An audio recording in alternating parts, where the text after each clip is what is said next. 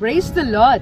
ஆதியாகமம் 13ஆம் அதிகாரம் 24ஆம் வசனத்திலே, உன்னை ஆசீர்வதிக்கிறவர்களை ஆசீர்வதிப்பேன், உன்னை சபிக்கிறவனை சபிப்பேன், பூமியில் உள்ள வம்சங்கள் எல்லாம் உனக்குள் ஆசீர்வதிக்கப்படும் என்று சொல்லி தேவன் சொல்லுகிறார்.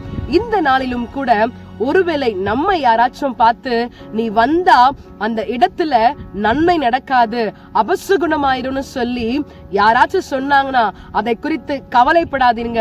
ஏன்னு சொன்னா நம்மை ஆசீர்வதித்திருக்கிறவர் நம்முடைய ஆண்டவராகிய இயேசு கிறிஸ்து. அவர் ஆசீர்வதித்திருக்கிறபடியினாலே பூமியில் உள்ள சகல வம்சங்களும் நம்மாலதான் ஆசீர்வதிக்கப்பட்டிருக்கிறது.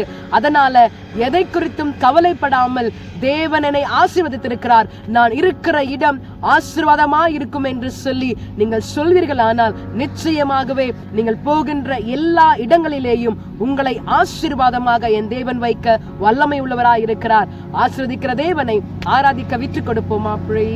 தேவா என்னை ஆசீர்வதியும், என் எல்லையை பெரிதாக்கும்.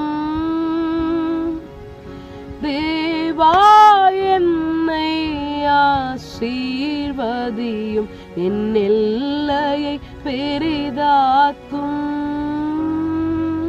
ஆமா ஆண்டவரே, நீர் எங்களை ஆசீர்வதிக்கும் பொழுது நாங்கள் ஆசீர்வாதமாயிருப்போம்.